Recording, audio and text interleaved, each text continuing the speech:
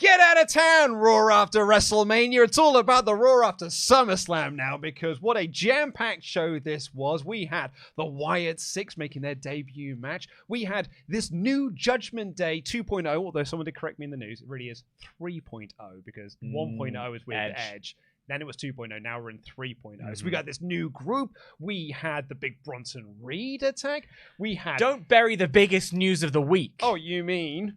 Odyssey effing Jones. The man has spent 2 years looking for the arena and he's finally found it. And oh my God, what a debut that was. All right. Like, what a show this was. This was if I may, the children are eating because it was so good. This was a top-notch Monday Night Raw. I sat there with a smile on my face and a song in my heart. This is what I've wanted for literally 20 years. This is so good. The amount of times I wrote, see, this is what I've been talking about on the podcast. Yes, kind of that. All the things I've been saying, like, I want this, I want this, I want this. And then the show gave it to me, and I'm like, great. And look, I can't wait for 3 weeks' time when we're like, oh yeah, I'm looking forward to pay-per-view now. Because then we can start the cycle all over again. It's nice now to know that we're going to get a banging pay-per-view and a follow-up, because we had the follow-up, the Raw After Mania that was a couple of weeks ago as well. We've got several Raws After Mania per year. It's wonderful. Anyway, I am Luco and DAD, your Trouble Chief, and I'm joined by Dan Layton. I am going to make it work. OTC. I think one Troll Chief is enough. I don't know why you're trying to do the Troll Bull. Troll Bull, because it's too many. It's funnier that way. What do we say funny? I would. Yeah, it's because you're the Troll Bull Chief. Because I'm the Trouble Chief. Yeah. You see, in itself, it's is a troll. Oh, I hate it. Welcome to the WrestleTalk Podcast review of an excellent Monday Night Raw. Please do press the subscribe button, give us a little thumbs up, leave a comment down below with what you thought of this. Even if you didn't like it, we'd love to hear from you. If you'd like to join our live conversation, the SWAF Nation is open. Get in there and get your thoughts out. But if you want them read out on the air, WrestleTalk.com/support is the link to click. And while you're clicking links, why not check out this episode sponsor, Geology? Because you can get yourself looking ooper duper pretty for when you're watching Monday Night Raw or Friday Night SmackDown or NXT or Dynamite, whatever you want to watch in your wrestling. You can look as fabulous as the wrestling is on screen. You can get 70% off your trial set by using our link and the promo code WRESTLE70. You can either click that link, or if you're watching this on like your laptop or a TV screen, scan this little QR code that's right here. Scan that. Rumor has it Geology is even good enough to make you look great while watching Battle of the Bells. Dan, that would require someone to watch Battle of the Bells. That was my joke. Anyway, let's get into this episode of Raw. But we are going to talk about... I'm not going to say that this. I'm not going to say a criticism, but I'm going to say something that surprised me. Really, like, generally, the more I think about it, the more surprised by it I have become. So one of the big storylines coming out of SummerSlam was Finn Balor stabbing Damian Priest in the back, Dominic Mysterio choosing Liv Morgan, and kind of the culmination of this months and months and months long storyline of this new Judgment Day. Judgment Day 3.0. The new Judgment Day. Judgment Day 2000. Whatever you want to give them. Whatever you want to call them. So I was expecting on this show the big unveiling of Judgment Day 2000. The new Judgment Day. What we got was a Finn Balor promo. Them just sort of appear behind him. And then they lost a match. And then they got beaten down. I was surprised. What a pessimist's view of what was one of the best segments of television I've seen in years. Hold on. I'm not saying it was bad, because I'm not saying it was bad. I am surprised. That's the point I'm making. I'm surprised they didn't have a big in-ring segment to be like, this is our new group, and here's why we did what we did. I was just surprised that it was a promo on screen, a DQ. Well, DQ finish doesn't surprise me. A DQ finish, though it did surprise me because we'd already had one in the night. A DQ finish, and then they all got beaten down. That surprised me. However, God, it was awesome. It was such a good beatdown because Damian Priest, I said this on the SummerSlam review, this babyface turn has done this boy wonders. In fact, not just the babyface turn, but now the full emancipation from the Judgment Day has, to torture a metaphor even further, taken the shackles off. Like, he fully feels... The promo that he cut seemed full of fire. The pattern and the cadence of his speech seemed different. The things he was saying, the way he was saying them, it's like he's turned a leaf. And it's one of those things where, okay, here we go. We're presenting you with an opportunity. Step up to the plate. And my God, has he met the moment? Really has. I'm going to see your cynical surprise at the segment. and I'm going to meet it with giddy elation because I loved every second of this. I loved the way they did the promos. I love the fact that Priest comes out and he just storms the ring. I love the I don't know, you probably will do the rundown. I don't want to get in your way, but like the you never could. If I wanted to, I could. Okay. You never would. You're too That's good of a better. co-host.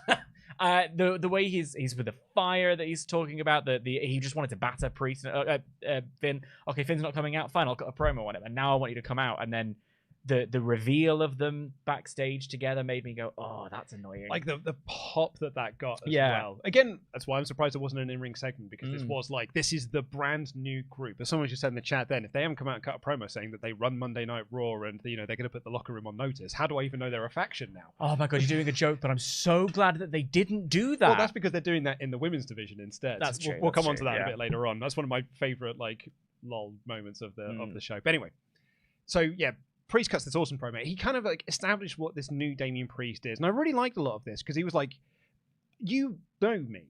I grew up, I had no one. And then finally I found a family in the Judgment Day and a group that really accepted me for who I am. But now I don't have that anymore. But it's okay because I've got a new family. And it's all you people, you fans. But at SummerSlam, I let my family down when I lost the World Heavyweight Championship. So I'm going to come after you, Finn, because you made me let my family down.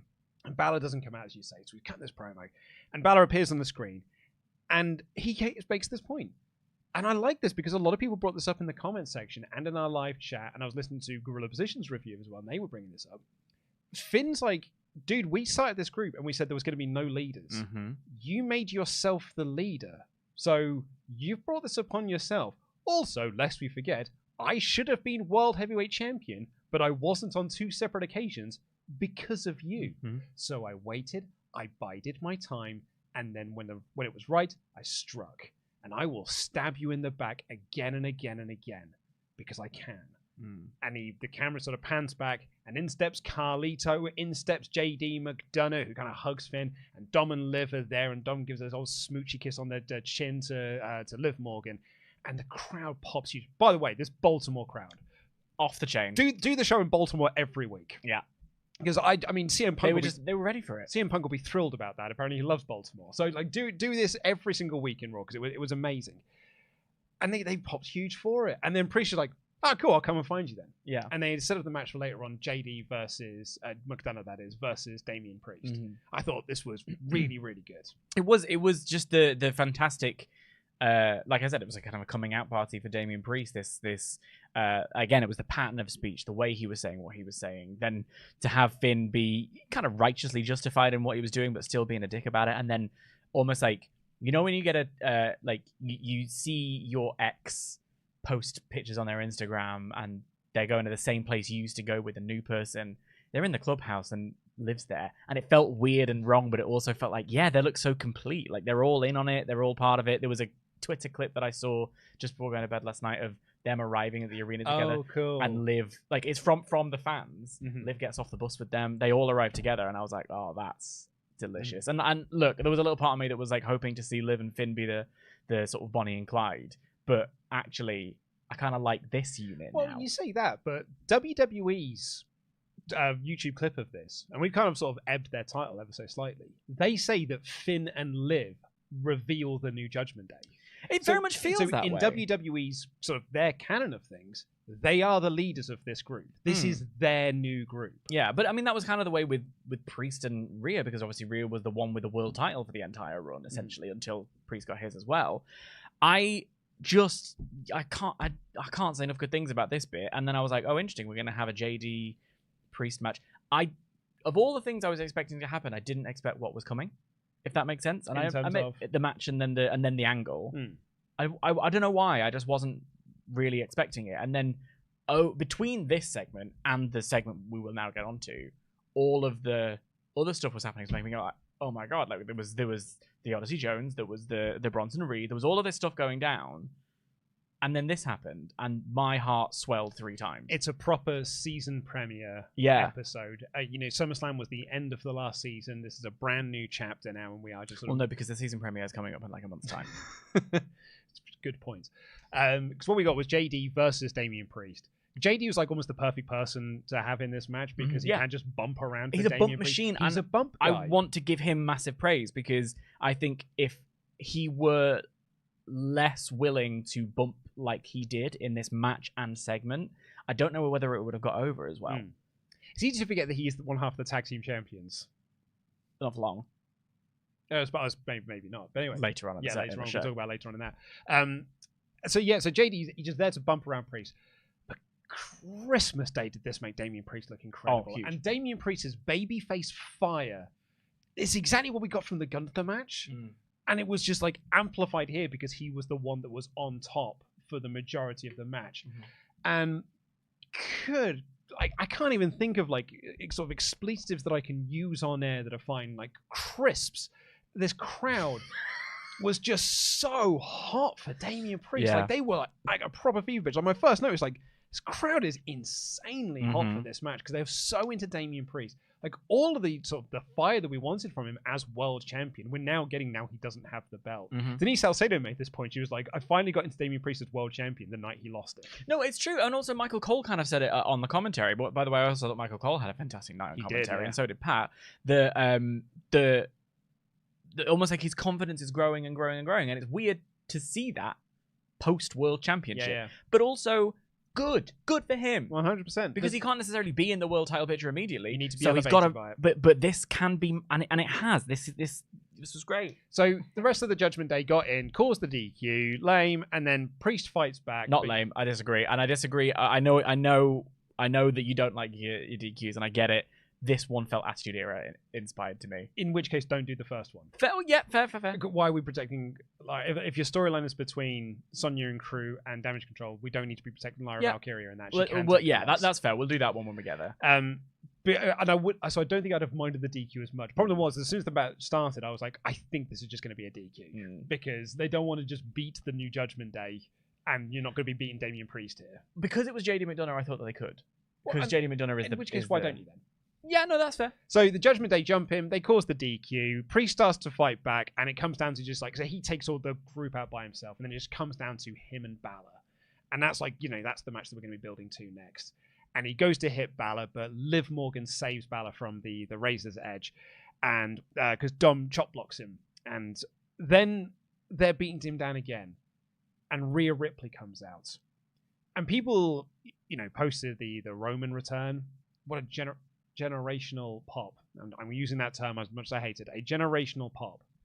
Rhea Ripley's felt so much louder because when this crowd was at a fever pitch for this, and then Rhea came down, and this place, like the proper roof came off the building. They usually say, like, the roof's come off this joint.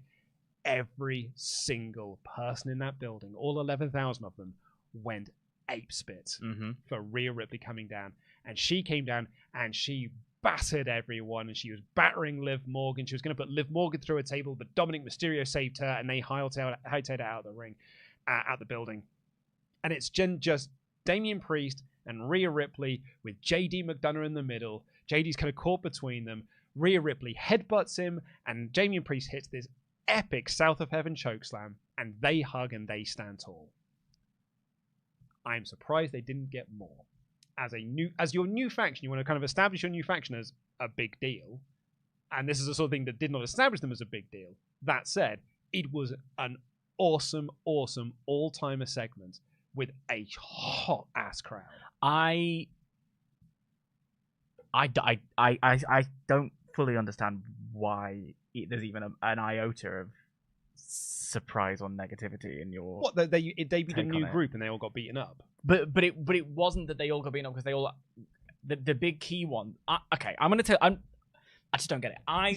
I'm sorry. I'm so giddy about this. I loved every single part of this. To be clear, so did I.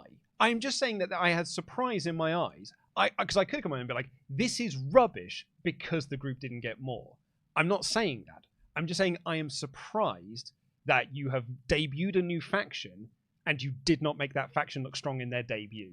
That is just a surprise. I'm not saying it's bad. I'm just saying I'm surprised by that because that goes against traditional wrestling logic. If you're debuting a new act, you want that new act to look good. I think maybe it's because it's not a new act to me. I know that it is but it literally the only difference is that Damian Priest isn't there and Liv Morgan is. That's the only real difference, I think, in the new Judgment Day or whatever. So for me, when you've got, first of all, the match being fantastic, and like I said, JD bumming himself around.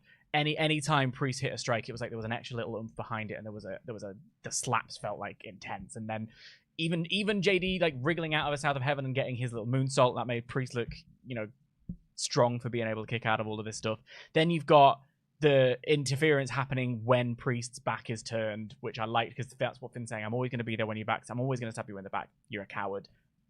I like that. Then I like the business of them all sort of taking over, and they've sort of got Priest, but actually he's so angry. It's in the same way that in that match at SummerSlam when he was able to wriggle out of Gunther's sleeper, the very one that put Finn Balor away. But it wasn't like, okay, cool, I'm going to turn back on Gunther now. He broke out of that sleeper purely so that he could strangle Finn Balor, which I absolutely adored in that moment. Punk going for the bracelets. Yeah, it was like he had tunnel vision. It was intense. It was fire. I loved every second of that, and that's happened here as well. That he's strong enough and able to just sort of like wriggle you out of the way, batter you. There was almost like a hubris, this idea of strength in numbers in the New Judgment Day that haven't reckoned with Priest being as fired up and strong. They've angered this giant, and now they're sort of reaping they're reaping what they've sown. I think that's, for me, it's not that they're not looking strong. It's that they've not reckoned with how pissed Rhea and Priest are. So when This Is My Brutality hits, which, by the way, this segment is a blueprint for what works and does not work in wrestling, because This Is My Brutality is a glass smash. It is, if you smell. Yep. It is 100%. The biggest pop I've heard since Austin. It was Austin level. I honestly, I genuinely think it sounded louder than Roman's. Part of that is stadium. Because it's a smaller building, and so the stadium, the sound just travels up. Yeah. But good, like this was proper Austin level. Yeah, and it was Austin. The Rock coming down, like this was proper. You are a megastar, and it was a lesson in catharsis as well, because it was like we've had the match, we're enjoying the sort of the competitiveness, and then they're all in the ring and they're all having a go, and then Priest wobbles away and it's like, oh, he's got it, and oh no, but now Dominic's back in, and oh, we want it, we kind of want it, and we're simmering. Even Liv's getting some licks in. Then you hit it, and that's what allows for all of us to just go, ah, and like it's the build and release. The reward is that pop. Then out comes Mummy, Dom running away. Liv, I kind of wanted to see Liv get put through a table, but then Dominic sort of saves her, and it's like that again is a moment where they've left something on the table for us a little bit later on, and I'll talk about that in a second. But then when you have that moment of Rhea Ripley giving the headbutt to JD McDonough, good God, I was almost okay. I'm gonna get there in a second. That was great. The way they hugged each other afterwards was that, again, that kind of like that anger, that fury when you literally had your heart broken, when your family has betrayed you, when your partner has betrayed you. And I know Liv is the good guy because, she's Stockholm Syndrome him or whatever. But like they are so angry. That's why for me, it's not about the Judgment Day not looking strong. It's them not reckoning with how their actions were going to be impacted. I was emotional watching Rhea Ripley in this moment. It's been a bad week in the news. I don't want to go into it too much, but I've been thinking a lot about China, right? And I have read a chapter of a book I'm reading at the moment. There is a chapter, it's called Toxic. It's about women and noughties and fame and pop culture. And there's a whole chapter in it about China and her sort of life story and the way she was presented. It's about the wrestler, not the country. Yes, China. I've been thinking about China, the woman. And I thought you were talking about the country. Did you really? Well, because you just said I've been thinking a lot about China. We're in a wrestling podcast, in a wrestling studio. Well, I know, but you're also talking about like news and stuff. Yeah, so no, fair. I just I put two and two together. It's also because I've been writing a lot about China for a cutscene video I'm making. So the country. Yeah, not the wrestler, okay. The country. I've been thinking a lot about the ninth wonder of the world. Lovely, I'm with you now. So reading a book about her and thinking about her impact on the world and how she was presented, how she was seen, how the media screwed that poor woman. Yeah, and you bring your own demons, and there's all of it. And this book is really interesting in the way that it doesn't flinch away from her own stuff, and yet she means I've spoken about this a lot. She means a lot to me. She taught me a lot, and to see Rhea Ripley standing next to Damian Priest with both of their hands in the air, both of them being seen and respected for who they are and what they represent and what they do, meant so much to me. Mm-hmm. I was genuinely emotional. There was a lot of the weight in that. That's me bringing something to it. But the as I say, the catharsis, the crowd energy, the fizz, the moment that I have longed for this, and this segment just knocked it clean out of the park. Exceptional stuff. It's a proper 10 out of 10 no-note segment. Yeah. Well, you have some notes, but no, I don't have notes. I don't know. I want to make it crystal clear because I know there will be some dim people who will think that I hated this segment because you can hold two different opinions in your head. I thought this was an incredible segment. This is a proper home run of a segment. I thought it was awesome. Now, to think about where we go, can I just proffer?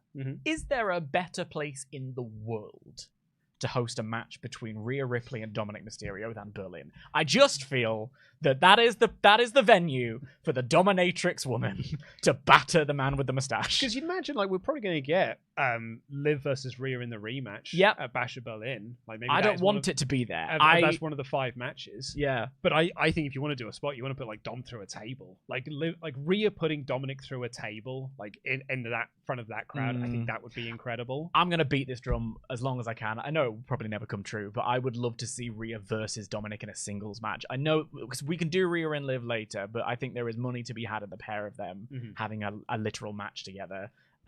Maybe it'll end up being a mixed match, and then you're going to get one segment in the ring where Rhea can able to get Dominic. You'll have Priest and Rhea versus Dom and Liv. Yeah, you're right. Like, it might be Rhea and Priest versus Liv and Dom. Yeah. That's the Bash of Berlin match. I just think if you're being a little bit more bold, vision, creative, and like for all his many like parasocial relationships, I don't actually know what goes on behind the scenes or whatever. But again, a part of this conversation about China was that Triple H was a real advocate for her being in the company and being seen as someone who could take on the men and stuff like that. So there's a little part of me that thinks, go on, Trips, be bold, put them in a match together, because oh my god, I want to see it. I don't just want to see one quick spot, which I'm sure would be fantastic and I'm sure would be cathartic. Hitting him with the riptide. Yeah. And pinning him. I kind of want to see them square off in a match together. Maybe that's just me. Yeah, I think the mixed tag actually is a really smart way to go about this, because you can get around they don't really want to do intergender matches. But you can do intergender tags because you have the rules in place of the men fight the men, the women fight the women, but when it breaks down to the end, you can just have the woman do a move to the man, and that's fine then. And you can have Rhea pin Dom at the end. And then that's how you get to the rematch for the world title. That's how you can get to the rematch. It also keeps away Priest and Balor, because that's the singles match that you're building towards. So you get a great pay-per-view match with a great pay-per-view moment, but you're saving off the 2 singles matches that you're building to this in Rhea and Liv, the rematch, and the first time match between Balor and Priest. I just love all of it. It's 2 years ago, I called them spooky jobbers. And then last year, we watched for 9 months or whatever as they just came out and had the same match with the same people. They were the most boring group. Yeah, and now it is phase 3 of... like, there's such... like, they were getting massive praise after SummerSlam, and rightly so, because this has been a fantastic 2 days of angles for this. Yeah. For the Judgment Day and Rhea and Priest, and I love it.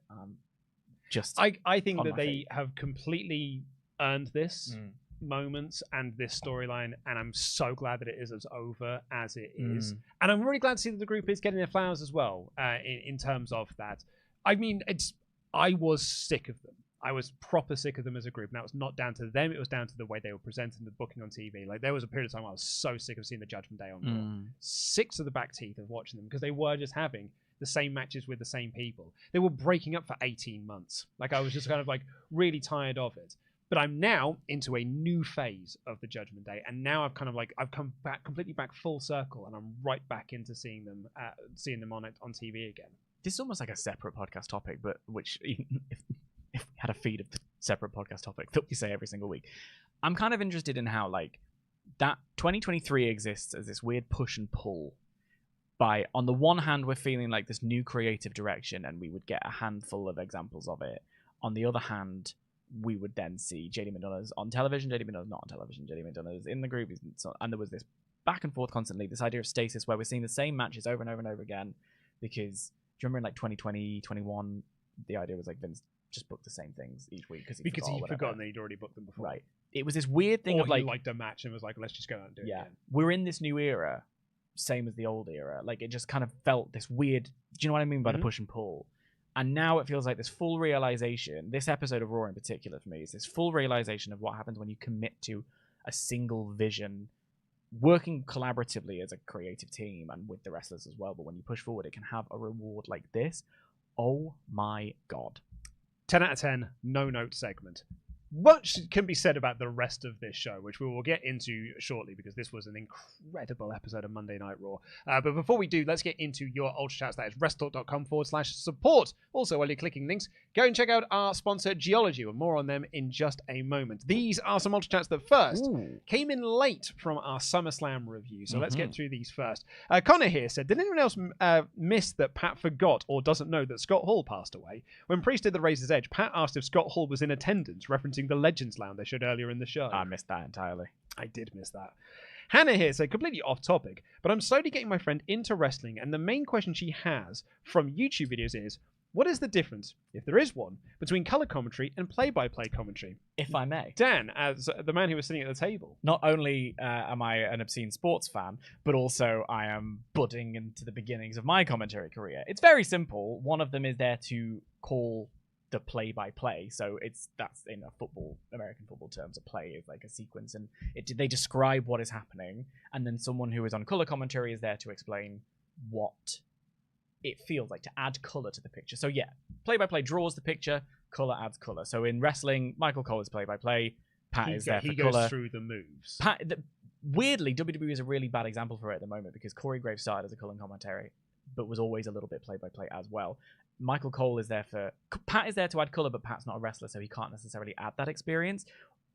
Ideally, what you want is someone to go, that clothesline, he did a superplex off the top rope, and then the color commentator says, that really knocks the wind out of you, it feels really painful, this is what I do in that situation. That's the difference between play-by-play and color. A really good example of this is Judgment Day 2000, on topic, on brand.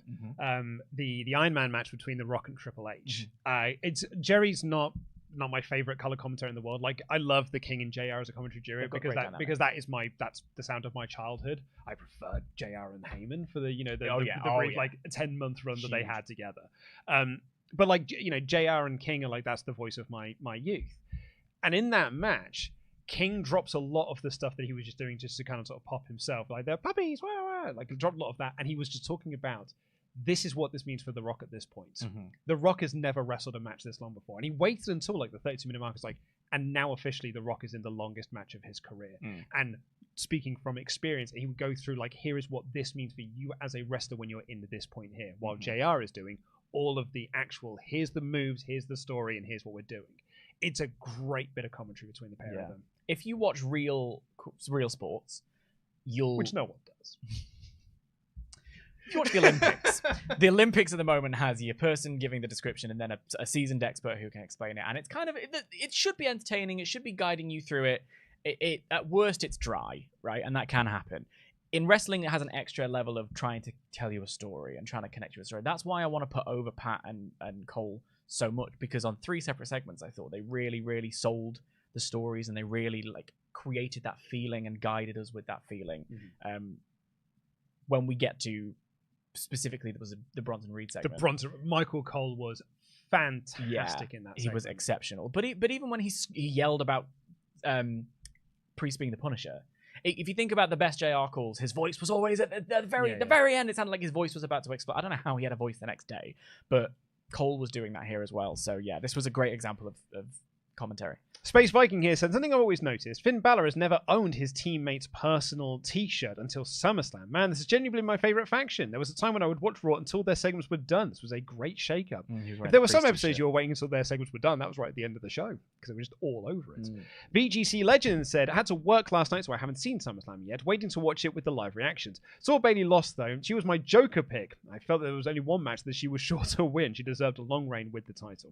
That I do agree with. Go and check out our SummerSlam review, which I believe too is linked in the video description. Geek of Arabia here said, what did Finn think was going to happen if Priest and Ripley were ejected from the Judgment Day at the same time. They were the OG members. Of course they were going to stick together. It continues a pattern of treachery for Finn, who kicked Edge out too. I think that's my sort of point, is that like there's almost an arrogance in thinking that you were going to see. They effed around and found out. That's it. Yeah. Mr. Brain 89 says, "Hello lads. It was so wonderful that I get to watch Raw enjoying my teacher's summer holidays. New rivalry started and old ones renewed. Quick question. Do you foresee a War Games match between JD and OG JD? And if so, who joins Rhea and Priest team?" So that is a potential. They've never done an intergender War Games match. So that's a fun idea. I feel bad for Liv because like to do with height and stature, that's why I can see Rhea versus Dominic more of an even keel. Rhea versus I kind of want to say Rhea versus Gunther. I'll just say as an example of. I think the other problem you've got is that you can't have both. You need to wait for both of them to be in the ring at the same time before the first one can actually do anything. Yeah, unless the first one is Rhea, in which case she can go. Yeah, but we're going to get 2 War Games matches, and the standard is usually 1 men's, 1 women's. So you could have. The pitch that everyone's going with is OG Bloodline versus Bloodline 2.0. And in the women's one, you could have Team Rhea versus Team Liv. And that is a way for you to do Judgment Day stuff within War Games. At the minute, you've got... it's probably going to be the Lesbian Shield versus Damage Control. Well, maybe that's the other... But then again, that's the other members, because you need more members than that's true. So if you're doing like a 4-on-4, then you can have Rhea with... with Damage Control. So Rhea and Damage Control, and Liv and Sonya and crew. Yeah, I mean, also, we are a few months away from War Games. So there's a little part of me that's like, let's get there when we get there. Well, you say that, but last year, this is where we started the build, and we would just do the same thing week after week after week after week. It's a different era now, Luke. The show was great. We've moved on. It was the same era then. Vince wasn't doing any controlling back then. That was pure Triple H. Dan here says, "Great Raw. I'm all here for the Damian Priest face turn. His title run was a success as it's done what it needed to do. It got him over. If you want to somehow find a way to give Dom even more heat, have him hit or push Rhea." Will here said, "Hey guys, both Judgment Day segments were awesome. Priest promo was excellent, and the video from Finn on the Titantron. Also, talk about aura with that jet engine pop that Rhea got. Lastly, that was the wildest south of heaven I think I've ever seen. Good God." The bump machine, that's, yeah. I think Damian Priest saw Jelly Roll's chokeslam. I was like, whoa, yeah, we can't be having that. I'm not being outshone by Jelly Roll. Can't be having that. Former Mod Jalen here says, but Judgment Day lost both of their powerhouse class wrestlers. Who's going to replace Damian and Rhea in terms of pure strength? Also, I loved Odyssey and Reed tonight. The big guys and so much talent getting pushed. Love you guys. Jam that jam. That jam. Space Viking here said, Priest and Rhea getting excommunicated from the Judgment Day gave me Bullet Club vibes for some reason. It's always the head that gets chopped off. Ben here said, my only issue with the Judgment Day storyline is Finn is being a total... I assume dick? Yeah, dick for a while now. Him and the rest of Judgment Day have lost most of their matches for a while. They feel like the Turks in Final Fantasy VII. Villains we're supposed to take seriously, but they only lose. There's also the tag champions. They've got the tag team championships and the women's world title within their group. Yeah. And they don't feel like a force to be reckoned with. This is an issue with... There is an issue, I think, with titles being held up when they could actually be really useful elsewhere, and we see it on this show. I'm curious, and that happens when you put them on the main event people. On the one hand, it presents them as important. On the other hand, it means that they... do you know what I mean? It's complicated. Breezy Streamy here said, waiting for them to have Liv cheat on Dominic and Finn to try and turn... And with Finn to try and turn Dominic face. But it just turned Liv and Finn face because the crowd hates Dominic so much. Raphael is here. I won't take anything away from this was a great show, but there was some things that bothered me. Your first hour commercial free and you had one match. Carlito just stared at JD getting chokeslammed, and do we know why Dakota was taken out? Maybe I'm jaded. I don't know. We'll get to the... there were flaws in it. Yeah, that match in particular was a bit of a mess. There were ups and downs here and there. Yeah. Former Mod Mother Jalen back again to say, also, do you think that Jay is going to be in the Judgment Day story for a while until he joins the Bloodline one? I could see a three-way mixed tag with Liv, Dom, and Finn versus Damian, Rhea, and Jay. I would like that. Does Sammy fit into that, though? We'll get... I think we'll get there when we get there. Aztec Warrior has been a member for 28 months in a row. Said JD Judgment Day 3.0 has already fallen off the wagon, and they're probably going to get dysentery. Crikey. Why? Because they've fallen off the wagon. Oregon Trail. What? Oregon Trail, man. It's an old video game. Oh, yeah, I'm not good at that. It's so lame. I could teach you about Mario and Sonic at the Olympics. Well, yeah, I mean, it's also a video game. Yeah, it was good fun, yeah. Spice for the game? Yeah, good game. Dreadful game. I mean, you got to hear Spice Girl songs. It's a rhythm action game, right? You press the triangle to do a left. Yeah, that's rhythm action games. Very bad. It's like Parappa the Rapper. Huh? Kick, punch, it's all in the mind. If you want to test me, I'm sure you'll find the things I'll teach you. Sure to beat you. Nevertheless, you get a lesson from teacher. Now kick. Someone in the Kick. SummerSlam comments said that I'm a middle-class white liberal because I didn't immediately recognize lyrics to Rollin', which just makes me wonder what you are. What exactly are you? I'm working class is what I am. As the working-class Asian man that you are. Project Worm here said Damien has been slowly leveling up since the title. Seems like he decided to use up his new skill points. Also feels like Judgment Day is primed to be a faction that can last forever. It can get new members and others turn over and over. That's actually a really good point. I like that a lot. I read somewhere someone compare that to New Japan and how they had these factions that just kind of evolved. Well, Bullet Club. Right. There's LIJ. Yeah. Chaos. Yeah. They have factions. And then some people leave, some people join that group, some people leave and form other groups. But the group is always there. It just has a turnover of members. Interesting. I think that's a really good way to kind of treat Judgment Day. Thank you to this episode sponsor, by the way, Geology. Click the link in the video description down below to get 70% off your skin trial. Or click that little scan the QR code that is just above my head. I taught you how to use QR code. I have used that since. Yeah. And I'm still amazed by it. Yeah. I can't believe it. I don't have to download a QR code reader now. No, of course you don't. From the App Store. This is award-winning skincare and body products powered by facts, not fads. Geology is a 35-time award-winning personalized skincare company recognized in Men's Health Esquire Ask Men Grooming Awards. They are here to fight acne, reduce oiliness, prevent wrinkles, combat dark and puffy under eyes, have smoother, hydrated skin, and it targets signs of aging. Click the link in the video description, and what you'll do is you take a quick test. Now, find out for you what you want from your skincare routine, and then it will give you that skincare routine, and you can get 70% off your trial set by using our link and our promo code WRESTLE70 or by scanning the QR code that's just above my head. We've been sponsored by Geology for a couple of years now, actually, and it has been the product that I have renewed the most because it's great. I'm really bad for skincare. I have a bad skincare routine because I don't know what to do. Geology is one of those companies that's just like, all right, you come over. I got you covered, mate. Come over here, Mr. Thicko. I'll do this for you, so I can make it better for you. And it's been great for me because I'm the father of a toddler. I suffer with bags. I don't sleep. I'm working with bags under my eyes. And these guys have helped me out with that. That's what this one's for. That's actually my favorite one.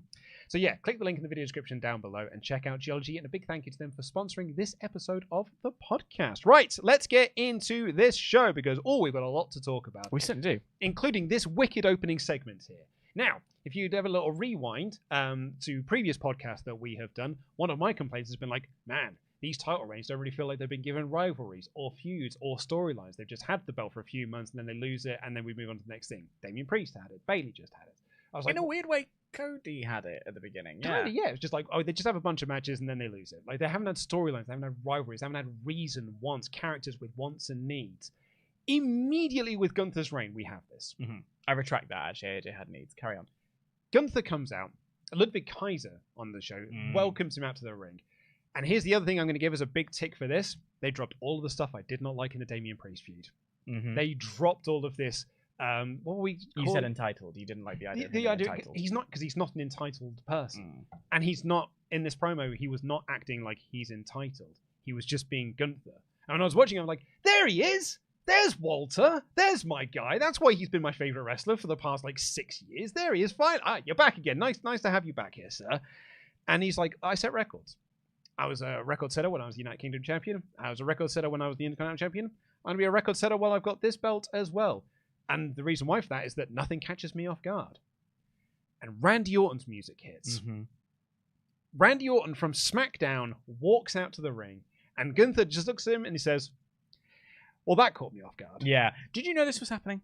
No, I did not. Because I, unfortunately, did see one of the aggregators post a tweet of the picture and a hashtag Raw, and I was like, oh, I bet that's coming. So when it happened this morning, I was like, I would have loved this surprise. This would have been great fun. But this is why you should get off social media. I agree. It is a hellscape. This was so cool, and it's a great little. It's a good pivot. This is not the original plan. This was not what they were going to do. It was a botch at King of the Ring. That pin was not supposed to go down the way that it did. That's why the referee just counted 3, because it was the finish of the match. And so they brought up this to be like, yeah, you beat me at King of the Ring, but did you really beat me at King of the Ring? Because my shoulder was not fully on the mat. Triple H, I've been around long enough, by the way. I know the referee's decision is final. I know the referee screwed up. I'm not here to complain about that, but Triple H knows that it was there was a mistake. Said so on the pay-per-view. He said so on the pay-per-view. The fans know that it was a mistake. They know that you didn't really beat me. So here's what I'm saying to you. Why don't we do the rematch? Why don't you see if you can beat me properly this time? And we'll do it in your home country of Germany. We'll do it at Bash at Berlin. That is stretching a little bit, because at the very least Cardiff is in the UK. And then Gunther looked at him and said, everything you just said there is true. And I was like, no, it's not. You're not Austrian. You're not German. You're Austrian. Yeah. Does he think that Austria is a town in Germany? I'm learning German at the moment on Duolingo. Yeah. I can tell you about hiking, because, oh my god, it keeps asking me questions about hiking. Yeah, I could tell you in Italian that the apple is on the table. It's not helpful.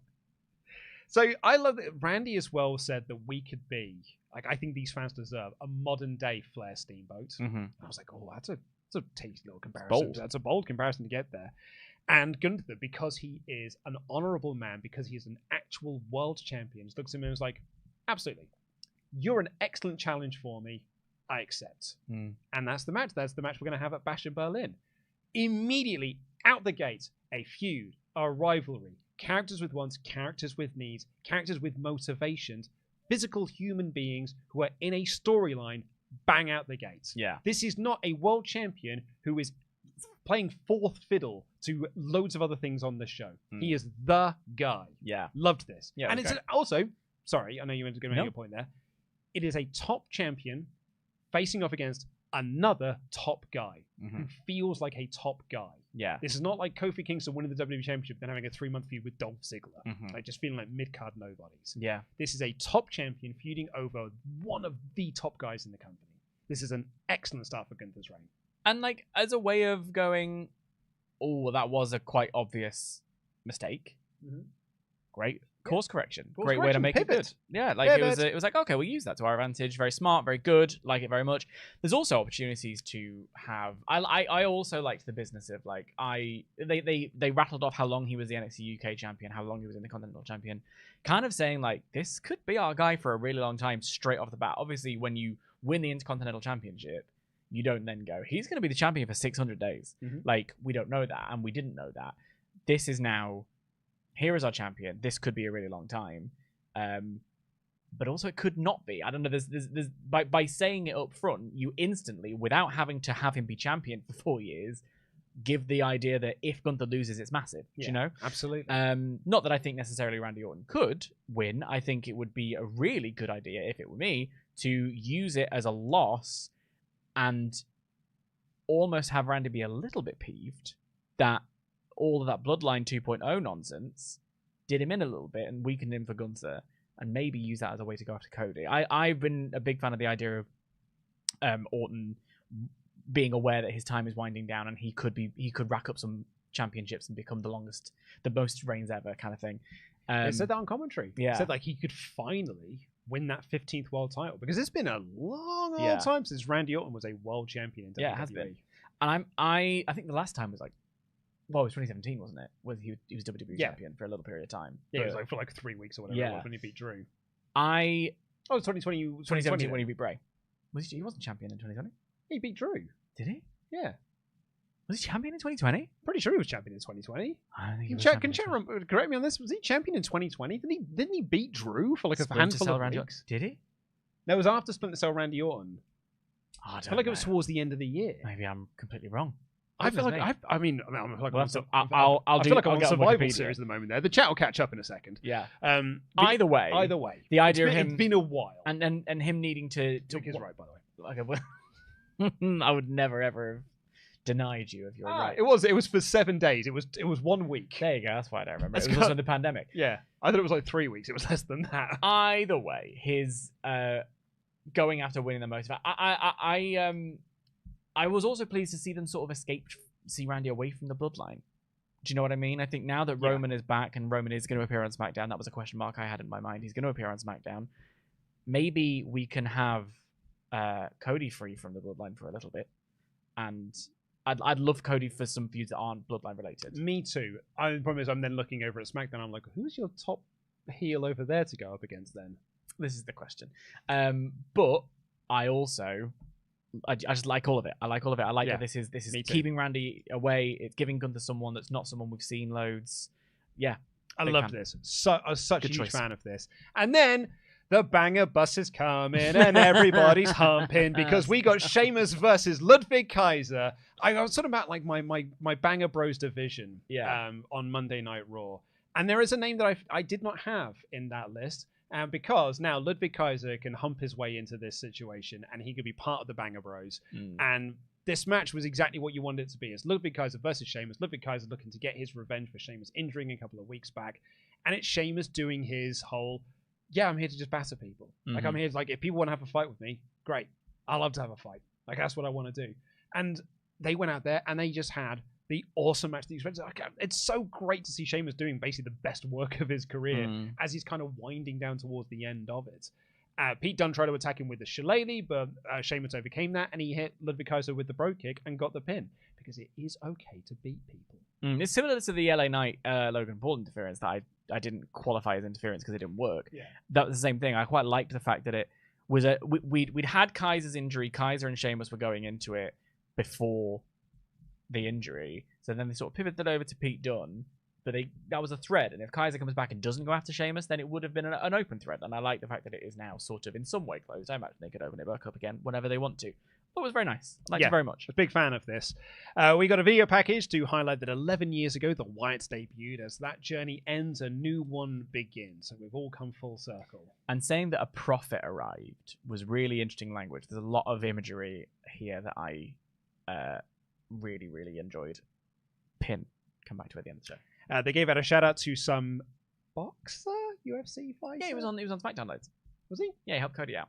Oh, at least I think that was the same boxer. Yeah. They just bring a lot of boxers in. I don't know. I mean, CM Punk knew who he was. So there you go. Maybe no, he was talking about a different person. Oh, was he? Yeah. Oh, okay. I just assumed this is a TKO thing. No. We got a recap of SummerSlam. Then we had the Damian Priest. That was Eminem in the picture. No, I know. It's about the boxer. Oh, okay. God, I know who Eminem is. Yeah. I assumed it was Pete at first. No. Pat does his little joke thing about being able to spit water, and that was this point. I'm like, guys, you're in your commercial-free hour. Put some wrestling on. Put some wrestling on. Why are we filling for time? Is it because now you don't have any commercial breaks to throw to you? Like, oh, what do we do?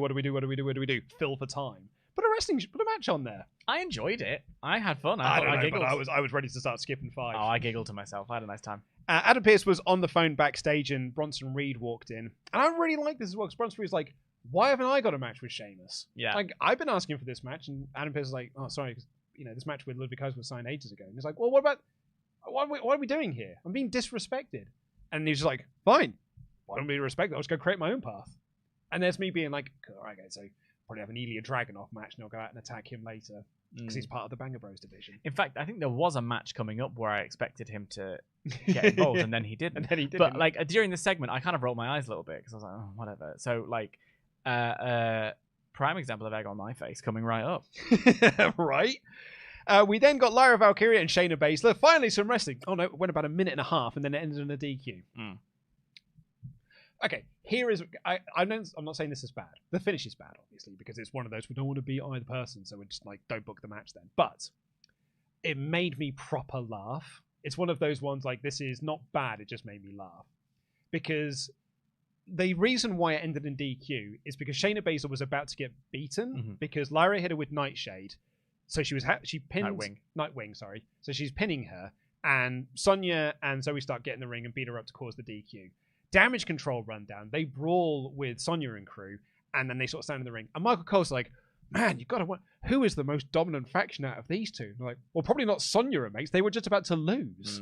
This is what I'm talking about with. Well, I'll save it for the later one. Why didn't they just win? Why didn't Shayna Baszler just beat Lyra Valkyria? I'll save it. Okay. I've got more to say when we get to the other one. Final Testament cut a promo because the AOP are going to be taking on the New Day. Cross said, I've given Xavier Woods a lot of opportunity. I'm like, boy, have you, bud. Like, we've been doing the same dance over and over again. Specifically, what he said was, I don't get given loads of opportunities, and that's a lie. He goes, I mean, more opportunities than I've been given. I'm like, are we sure about that one, bud? Baby cakes. I kind of like you now, but come on. Ivy was chatting with the Creeds. Maxine walked out to be like, where you been? Yeah, which was the question I was asking last week. Main event, mate. Yeah. Did you not watch it? Gable walks up and says, Wade's been there. She's got nothing of value. Do you know what? You can even keep the name. I don't need the name. So you can still be Alpha Academy because I'm going to debut our new name later. CM Punk came out for a promo.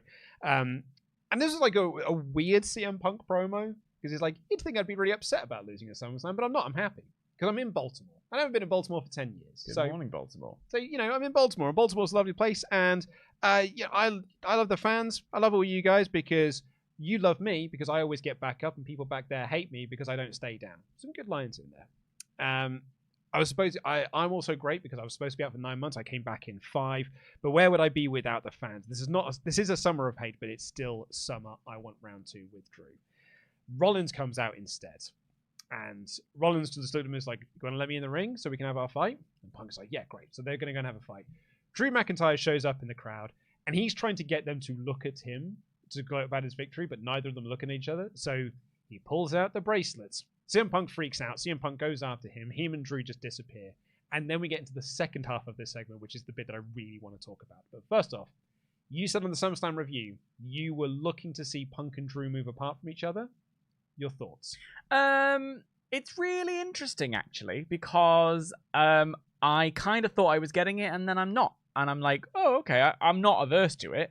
Basically, I thought this was a brilliant night for the art of the promo, personally, because I quite liked everything Punk was doing. He had a fire to him. He was right. It's like, I came back. I'm here to I'm feeling fired up. I lost, but I'm still standing. Believe your own hype, all of that stuff. It's the weird Punk that because when he was doing this in AEW when he first came in, I remember some people being like, call me when he turns heel and he gets a proper character again. I've heard that a lot from various different pundits, and I kind of, look, he'd be fantastic in the moment, but I think part of that is because people don't like him, and I'm not ready to boo CM Punk yet. No, well, that's the thing. I don't think you can turn him heel yet because, like, you're in that situation where he's just come back, so you can't turn him heel. I think what people are more saying is, like, can he have a character now, as opposed to just being, I'm happy to be here, right. I'm home, I've not been here for 10 years. Yeah. I think we're now, almost a full year into the CM Punk in WWE, and I think what people are looking to do is, let's move on to the next phase. Which is interesting because I can see that argument, but I would also counter it by saying he's only just had a match, like because of the injury. He's only got around. Yes, but we've only had the joy. I've only seen CM Punk enter a ring for a WWE singles match once in 10 years. Okay, so I'm still in the mode where I'm not ready to do that character yet. Can he do it? Yes. Were the seeds for that planted in this match at SummerSlam? I think so. But I still enjoy all of this, and I really liked when Seth came out and was sort of doing his thing, and then he's just got angry, and I liked that there was a real intensity to that promo, and then Punk's line of like, well, you dress like a cowboy, I'll be a huckleberry, and like, let's go. Again, I was like, oh, let's go. I'm excited. Really excited for this. So then when Drew goads, seeds that I was talking about, fragile ego, bracelet, that's, carrot to a donkey, red rag to a bull is probably a better one. Off he runs. Yeah. And then, looking for him backstage. That was the weird part, that he was looking for him backstage, and that was the last we saw of CM Punk. I was expecting another bit. Well, it's because he got told that Drew had left the building, so then he just, calmed down? Yeah, he had no more business. I guess he turned the chair around and just sort of sat there. Yeah. I decided to, drive down to Florida so he can go back to the Performance Center and hang out there for a bit. Yeah. I was cross... Not cross. I was hoping that they would move apart from each other, and I am not cross. Me neither. I thought they would stick together because I think this is probably first in a trilogy. The reports are they are going to have the Hell in a Cell match at Bad Blood, so maybe we'll have the second match at Bash of Berlin, and then that builds to the third, the rubber match at Hell in a Cell. I don't know why you didn't just start with the cage match because that is what most people would do. I think. Well, I'm going to turn off the aircon because I'm chilly. You're a bit chilly now. Yeah. But that was a very good bit. I just want to say, again, for clarity, because there's a lot of people who don't have listening comprehension, I guess, as well as reading comprehension. I am not saying that I am sick of the CM Punk character. No. I'm saying that is the conversation that people are having of, and I think to your point of why people are having this thought about Punk and these sort of weird promos that he does, is you're right. Like he's only been back in WWE for 10 months. You know, we're not even a full year into this yet, but he has been back in wrestling since 2021. And he's been doing these promos. Yeah. And it was like, so if you're a wrestling fan who's been watching him since his return, he's been doing this promo for 3 years. And I think that's where people are starting to get to it. But you're right. Like, if you're just watching the WWE side of things, and he is just in this is brand new in WWE. He hasn't been around hugely that long. I mean, so I think the only I think the only reason people are having those thoughts about CM Punk is because it was also being done in the AEW run. If that AEW run doesn't exist, or it was a different character there, people would not be saying this about Punk now. I think that's fair. I also think what's interesting is that, like, for me, it's almost like this WWE run begins with Collision in a weird way. And so for those 6, it wasn't even 6 months, for those 2 months, I was seeing a character of CM Punk, a kind of like the chip on his shoulder, the real world title on his shoulder. And I was like, there was that character, then there's this, then him coming to WWE and all of the mess and the chaos with it. I can completely see if you have seen this for a few years, you want something new because you know he can do it. It's not because his character's stale. It's because he's so close to it anyway. I think that's the reason some people are looking for it. I'm just not ready yet. Yeah, I agree. And also, as I said, this is my favorite feud in WWE at the moment is Punk and Drew. So I'm quite happy for more of it. Yeah. And then we got. I actually think this is my favorite thing on the show. On a show with many favorite things. On a show with so many things to choose from as your favorite thing, this was my favorite thing on the show. Because from out of nowhere, Seth Rollins turns around and Bronson Reed body clocks him, like body checks him, and he just goes down like a sack of potatoes. They have a brief back and forth because Seth is like, whoa, what are you doing here? And they have a bit of like, super kicker stuff. And then Bronson Reed hit him with a Death Valley driver. He dragged him over to the corner and he hit a tsunami. He got back up, he went to the top rope, and he hit a second tsunami. And I was like, whoa, this is really cool. This is a cool little angle right here. Referees, security, producers all come down to try and stop this. And then he goes up and they kind of separate him out. And so Reed's like, no, I'm not done. Walks back around the ring, climbs up, hits him with a third tsunami. And I'm like, whoa, okay, that's pretty cool. Immediately, back up, around the ring, a fourth tsunami. Up, a fifth tsunami. Seth's selling of this was so great. Every single time was more and more on the guts. The pounding of the fist to be like, yeah, F, this hurts. He starts coughing up blood. And the security are proper, they're doing a terrible job of stopping him there. He goes up and he basically like poses on the turnbuckle. And the crowd are like chanting for him to do it one more time. And he's posing on the turnbuckle and they boo him because they didn't get their 6th tsunami. And then he just hit the 6th tsunami.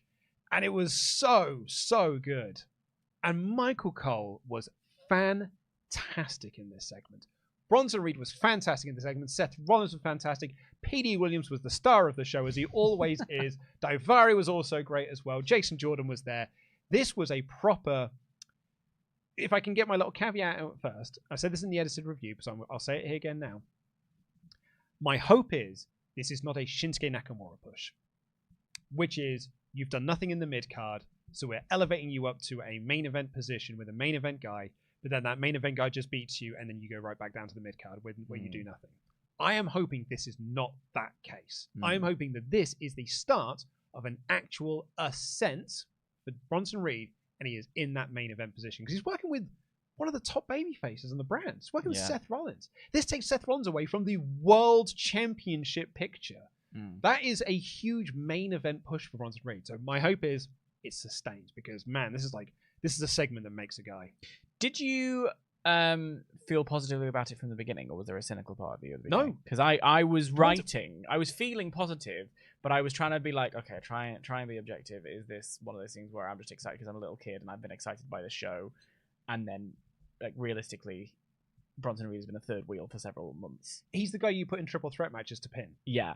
So, like, I was like, am I just enjoying this? And actually, the correct take is that it's kind of weird. I was just having a fun time with this that show. Part is the thing. So, like, I think if you're gonna try and take a guy from third wheel to someone to be reckoned with, this is the segment. This is how you do it. Mm-hmm. Like, it's a one night push to the moon, and they played it to the moon card on him, and it's worked. Yeah. Like, I think the first of all, the fact that this was the last place I expected him to show up, me too, was really, really impressive. 100%. The idea of, like, people waiting politely for their segment is a thing that it's one of those weird wrestling quirks that I just let go. But in this scenario, it was almost like, because he told Pierce earlier on, it's like, well, I'm going to make my own path. And then he did. And you can't make a bigger statement than taking out Seth freaking Rollins. So that part was great. You are dead right about the idea of the sustainability of it. Like, is it something that's just going to happen for a little bit? And like, what happens when we get into the long term? That is a very real... What's after the Seth match? Yeah, that's a very real question.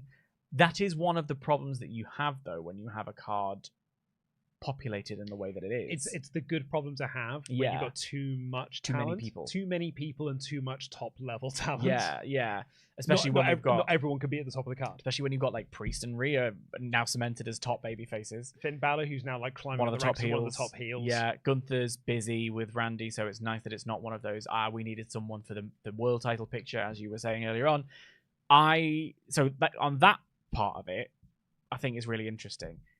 From the segment's perspective itself, oh my god, so good. I was just I loved the aggression of it. I loved the wildness of it that was fed into by the crowd going with it. Crowd were going ballistic. Yeah, and you know, as you say, Cole and Pat really selling it, really talking about like how vicious this was. Even the blood in Seth's mouth, we have seen on episodes of the WWE's television programming offering, fake blood being a bit much. CM Punk's, Drew's, you know, that segment was cool, but he looked like the Joker with the level of blood that was on his face. Here, it was so subtle that I was like, that might be real. It might have bit his tongue there. The first time I noticed was just when it was on the mat. Me too. And then he's hocking up, and rather than spitting out just like a Triple H spew of blood, just a little, that made it look and legit. So he may well have just bitten his tongue, which would suck. Either way, it really sold the moment. It really sold the impact. And that's a very nice way of keeping Seth busy away from CM Punk. If you then want to lead to Punk and Seth closer to WrestleMania, maybe even the Royal Rumble, like, you know, all big ticks all around. Bronson Reed looked like an absolute machine. Sure did. And I was so glad that it was received that way. Yeah, absolutely. So if I can like point people to, we did a reaction video to this. I got Ollie Davis in the studio because I told him like, that's where you've been. Yeah. I've been a busy boy today. I've made like 4 videos today. This is like my 5th video of the day. Yeah. I told Ollie like, don't watch anything from Raw because I thought we'll probably do a big Judgment Day segment, or a Wyatt 6 thing. And at the end of it, he messaged me being like, is there anything for me to react to on Raw? And I was like, do you know what? Yeah, let's do this. For 2 reasons. 1, there was a lot of people who were searching for reaction videos based on it, so, you know, purely for cynical reasons there. But 2, I was so curious to see Ollie's reaction to this, and I got the reaction that I was expecting from this, which is he was so unimpressed at the start. Because he was just like, oh, Bronson Reed. Like, why are people getting excited about this? Like, it's just like... That's where my question was coming from. It's like, it's just, you know, he's the guy you put in triple threat matches to pin because you don't want to pin the other guy. Like, we've been doing nothing with him since he's come back for the last 2 years. Why are we getting excited about this? The longer it went on, the more you saw Ollie get into it. Like, go and watch the reaction video. It's fascinating to watch because with every single Tsunami, he is getting more and more into the angle. So when he was like, he's not going to do a 6th. And it is genuine, like, panic and, like, reaction. I was like, no way, they're not going to do another one. It's like, oh, man, it's not doing it. Oh, my God, he's done it. That was the magic of this segment. That's why this segment for me was, again, 10 out of 10, no notes, was brilliant. A proper made-a-guy segment. Yeah. Love this. Love this.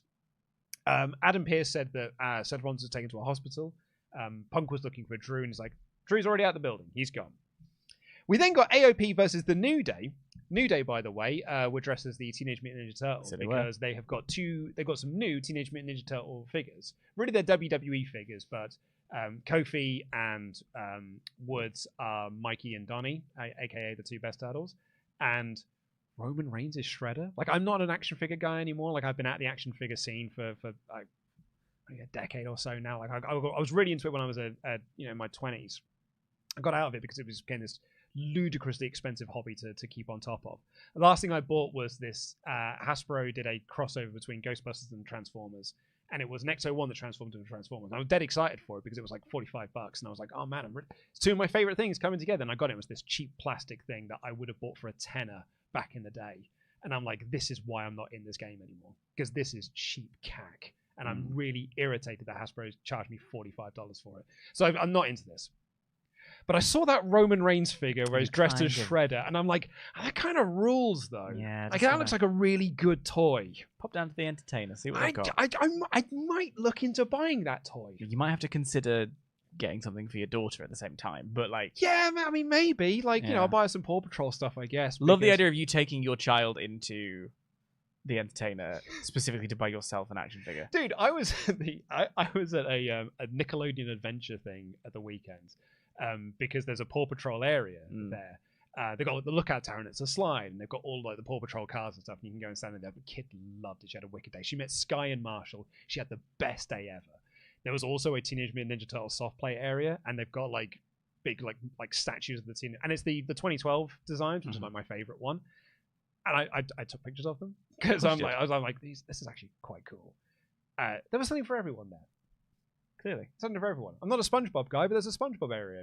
So, you know, like, it's a wicked place. So I would do the same thing if I took it to the Entertainer. Yeah. But anyway, if you do see that Shredder figure on this set, know that I did cave and get it. Anywho, the story of this match is skip to the end. The match is what it is. The match is absolutely fine. Yeah. Skip to the end. Odyssey Jones ran down. Yeah. And he beat up Karrion Kross, and it distracted the AOP, and Xavier Woods got a roll-up pin. I just want to say that again. Odyssey Jones, 2 years and 2 drafts later, made his debut on Monday Night Raw.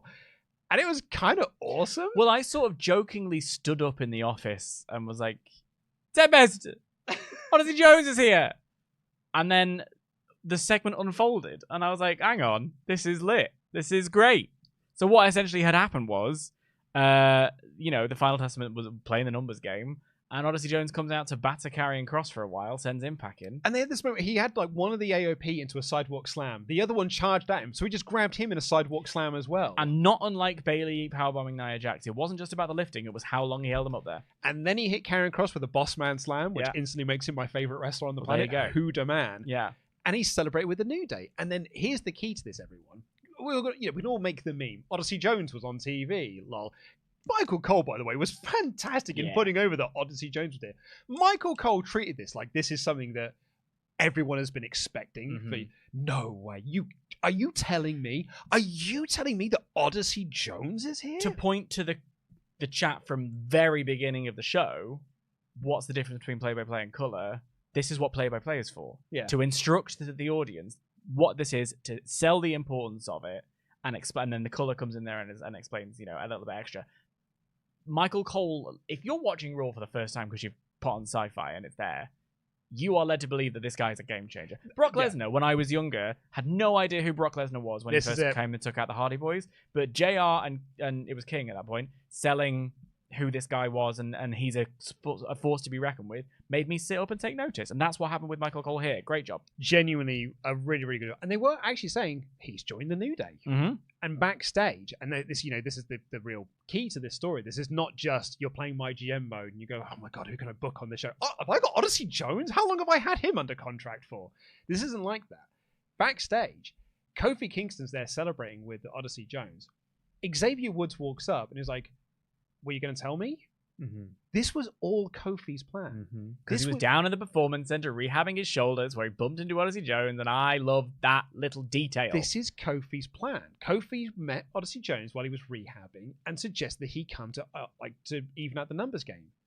But he did not clue in Woods that this was going to happen, which plays into the story they were doing with him in the Final Testament of, you are not the guy in the group. You're the guy that hangs out with the guy. That is your role within the New Day. And now all of a sudden, Woods has found himself to be the third player in the New Day again, because Odyssey Jones has taken over his spot. This is awesome. We've been joking on this show for so long. I'm ready for this Final Testament story to just get there. Like, let's get to the next bit, because we started to get somewhere and then we just did the same thing for 6 weeks. Now we're there. Now we're into the next phase of this, and I'm back into the story again. Yeah, this is awesome. This is great and stuff. It's not even just the meme of, lol, Odyssey Jones is here. It's actually got storyline reason. And I love that. Not only has it got a storyline reason that continues the story that they have been telling already, it also showcased Odyssey Jones in every single aspect, because not only did he go out there and look physically impressive, he had such vibes backstage. the character that he was not that he had a character necessarily, but the character in terms of like, oh, you got charisma. I like this. This energy is nice. It made him feel fun. It made him feel fresh. It made him feel interesting. I'm all about it. Like, it was real good performance. Odyssey Jones has been waiting for his moment. He was given it, and he took it. And I think this is exceptional stuff. I'm well excited to see more of him. Good for you, Odyssey Jones. And also, one of the good sides of being on social media is when you see people, the outpouring of support we saw for LA Knight when he won the belt. Similar thing happening for Odyssey Jones. Nice. A lot of people, Natalia is one of them, basically saying, like, I've seen this guy work his ass off, and I'm really thrilled that he's getting this moment. There's a clip of him doing a deadlift of like 800 pounds, and I think it was X-Pac that was like, I heard this story. He could have done more. They'd stopped him from doing it more because they were like, well, you proved yourself now during one of the combines in the Performance Center. And then Trevor Lee was like, yeah, I was there. He could have done more. Like, it's just this nice. I like it when people are given an opportunity and it seems like their peers think they deserve it, you know? I don't want to toot my own horn here. Yeah, you do. I mean, I maybe. I was the guy that ran the thumbnail on the NXT review when Swerve Strickland was in the breakout tournament, being like, "Oh, that's WWE's next top star." Yeah, whatever happened to him? Yeah, he just became a top star in a different company instead. It turns out. When Odyssey Jones was in the breakout tournament, awesome. I did a podcast where I was like, "This guy's incredible. Like, this guy has got huge things written all over him for this company." And then he just became a meme. Yeah, because he was drafted last year and didn't appear on TV. I think he appeared once, maybe, and then he got drafted again, and that made him even more of a meme. And he shows up here, has one segment, one segment, and then one backstage segment, and already is like one of the most talked about things on Monday Night Raw. And it's not because it's a meme. No, it's because he was awesome, and because he's now in a very good storyline. And the other part of this is the Alpha Academy walk in, and they start dancing. And you watch Xavier Woods immediately snap right back into it and just like, oh yeah, I'm the dancing guy. Like, I'm in the New Day. It's power of positivity. And it's the little chips within his armor that will eventually lead to him leaving this group. I would love it if they don't. I would love it if ultimately this comes around to your friends are your friends. The Final Testament tried to break you, and they tried to break your friendship. John Cena it. I kind of want them to John Cena. I want them to. I kind of want it to be ultimately a story about actually we're family and we got you back kind of thing. It might not be, and I'll be intrigued to see how it plays out. I have enjoyed so much WWE over the past year that I now trust them to let it play out. But I kind of, one of the things I love about the New Day is their longevity and their ability to have been the New Day for 10 years when they were handed a pile of shit and they spun it to gold. Yeah. And still, 10 years' time, and Big E's not physical in the ring at the moment, but he's still present. And even when they were on separate rosters, they still felt like a unit. Their power of positivity and their real friendship and their real commitment to each other as brothers, I kind of don't want... I want this to be ultimately about that.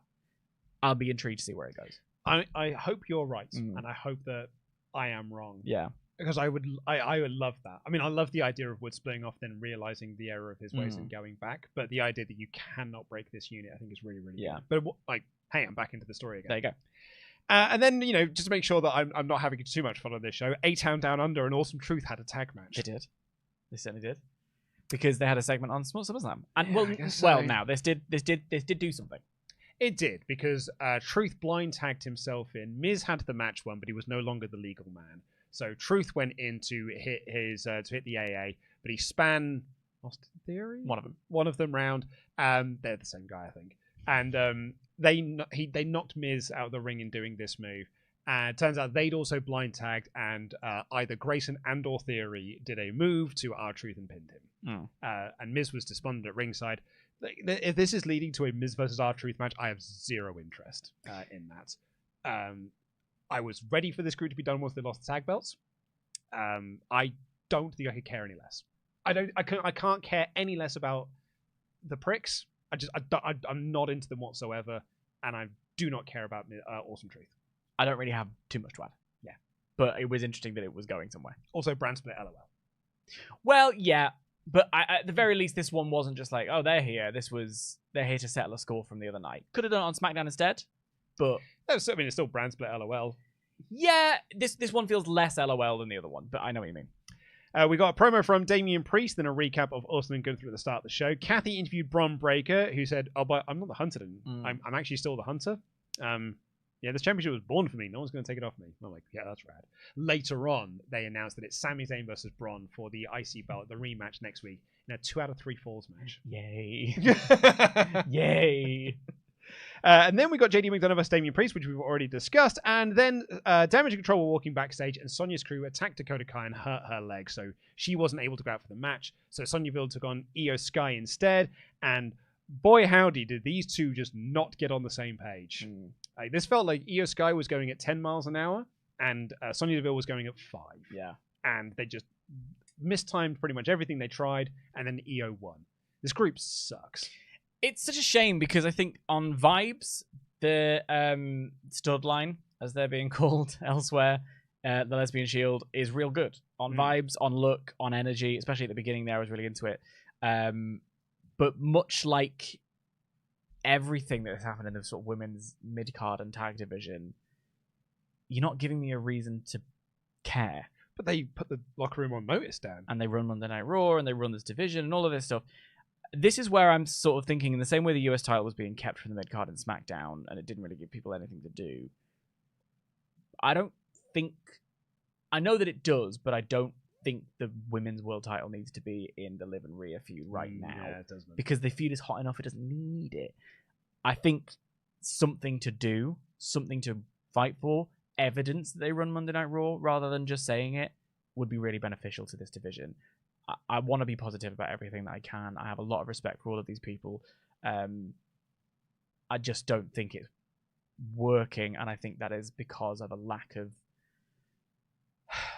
reason to be other than to be. I agree. Then we had the Ilya and Sami saying a Sami segment where they were chatting backstage. Jay walks up and they announced there's going to be Sami versus Bron next week. Excuse me, for the IC title. 2 out of 3 falls match. Up about it. It's beautiful. It's 2 out of 3 falls match. And then once that match is done, Jay and Sami are going to go after the tag belts. That's certainly what they hinted. And that was when I was reminded that I was like, who are the tag champs? The Judgment Day. Judgment Day. That's right. Yeah, they're the tag team champions. Which also, I kind of like that. Like, you know, that's how you get the belts on them, and then we've got the tag team titles on both sides of the War Games. Yep. Again, it's just the... I made this joke last week, but I was so sick of seeing Sami Zayn plus AN Other taking on the Judgment Day, and just here we are, less than a year later, and we're just doing it again. It's not AN Other, it's Jey Uso, which was also last year. Yeah. Right. And then we got Joe Gacy's VHS for the Wyatt 6. He screamed at the camera, so same as Nikki's and Dexter's. Lewis. Yeah. And then we got Gable and the Creeds walking backstage, where they announced their new name of American Made, American Made, American Made, American Males. What's that? WCW. The American Males. I watch WCW. American Males. American I'm only Males. 20. American Males. Oh, man. What a tag team. Great. I thought it sounded like a shop in Westfield. You can go buy some Levi jeans. From American Made. I've got my lovely plaid shirt and that I bought in American Made. I've got a trucker hat. I found it American Made, 50 off. They've got brands from America in American Made. No, it's not. It's not brands from America. It's clothes that looks like America. That's even better. There's a fluffy jacket with the sleeves cut off. Yeah. You know. Oh yeah. Did you get that from American Made? Yeah, American Made, mate. Oh, it looks like it as well. Bargain, yeah, Bargain City. It's only 15 quid. I actually don't hate it for them. I the like gear's rad as the well. gear's the incredible. Matching gear's so good. Maybe it's just because it's the Olympics, but I'm a big fan of gear at the moment. But gear look great. They look great. It's all great. Love to see it. Yeah. They were there to take on the in-ring debuting Wyatt 6. We got the needle drop for their music, so it wasn't just the piano edging our way into the drop. It finally gave us the full song, which made me very happy. Oh, it made me happy too. It was such a good entrance for the Wyatts. Genuinely awesome. The crowd were chanting holy yes, because this crowd was amazing all night long. And the Cole kind of explained a lot of the group. It's almost like the VHS could have done this, but Wyatt kind of explained some of the group, which is that is Joe Gacy, that is Dexter Lumis, that is Eric Rowan, but they believe that they are Mercy the Buzzard, Huskus the Pig Boy, and Ramblin' Rabbits. And that's kind of the religious thing that I put a pin in earlier on. That reference to Bray being a prophet, the cult-like element of it. It was so That's how you ground it in reality. The question has been this whole time, how is it going to be when the bell rings? When The bell's rung now. And I said this in my edited review, and I'm really hoping that people are not taking this as a negative, because I do not mean this negative. I mean this as the ultimate compliment. The conversation was what happens when the bell rings, and they just had a normal match. Yeah. Thumbs up. Yeah. That is the best thing that they can do. They 100%. just had a normal match. Mm-hmm. This was not ooky spooky. This was not Nightmare Before Christmas. Mm-hmm. This was just these were just three dudes. Three dudes who wrestled in plaid. And there was a moment where Gacy tags out and Loomis is in the ring and Rowan's on the apron with him, and he sort of just puts his hand on his shoulder, which to me felt like that kind of like cult or religion, like, brother, like, you know, we're doing the right thing. Yeah. We are under his eye or whatever. When I got on the overground this morning, I'm not joking, 4 Mormons sat next to me, like Elder Price, from the Book of Mormon, but like real ones. Hello. But like I was like, that's not something you see a lot in Britain. No, it's not. So it was just unless you're going to see the Book of Mormon. unless you're ready, it's a cosplay day at the Book of Mormon. But like, you see loads of them. Yeah, I was just really like. So it's just interesting to me that then I got this weird, you know, sort of same thing happening on Raw. The Mormons and the Wyatts are very, very similar, aren't they? Well, I mean, you know, they've all got outfits. They've all got special outfits, and they've all got special names. No, I loved that it was normal. I loved that it was a very straightforward match. Sorry, I'm doing jokes about the Mormons. I don't, whatever. It's like watching South Park from 15 years ago. I assume. Don't you forget I'm a middle-class white liberal. I don't understand your Poro references, your Povo references. It being a normal match, them showing vulnerability, them being able to take moves. Yeah. Answers all the questions. And it was a standard WWE 6-man tag. Yeah. Which was the babyfaces ran wild, then the commercial break comes, the heels cut them off, they work over one of them, and then they build to a hot tag, and they get the hot tag, and the babyfaces run wild, and then they win. They believe in their purpose. That's why they dress in this way. That's all this match needed to be. That's why they have these entrances. But at the end of the day, the bell rings and it's a match. It's just a match. And that is exactly what this group needed. Yeah. I call this a perfect debut match. I agree. Because it is exactly what it needed to be. Yeah. It was just about getting them over. Now, granted, much like my surprisement about Judgment Day 2.0, this is not a great start for American Made. Because all of American Made have done since they become an act is get beaten up. Yeah, so that is very true. The one thing that I will say that puts a little pin in that thought is look what happened to Bronson Reed on this show. All it takes is one show. That's it. I think I've always said anyone has the ability to be heated up with the right story and the right push. I think these are the right people for giving these guys a good match. The Creeds are so at the beginning of their career, and Chad is so at the beginning of his career as being taken seriously, if you know what I mean, that actually they're still early on enough that all it takes is one good story, good segment. Chad Gable's biggest problem is that he's really good. Yeah, he's so good. Such a good, and I'm not using this as a negative. He's such a good utility player. Oh my god, he's incredible at it. That you can just look at him and be like, well, we need to get this group over, so Chad, can you do your magic? Can you do your thing? Because if you put someone in the ring with Chad Gable, they will come out looking better. That is a skill. But he's so good at that skill that oftentimes he just becomes the guy that just gets beaten all the time. That is what Chad Gable's role is. If I'm not mistaken, Alpha Academy, Chad and Otis were tag team champions going into WrestleMania 38. I'll believe you.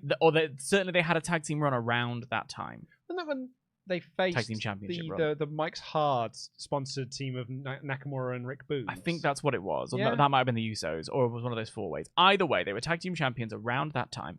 I think Chad Gable's stock is so much higher, even with this loss. Of course it is. Do you know what I mean? And I know it's a new group, and you pin them out, but I just think that it's one of those things where, in service of the greater good, this was the right choice.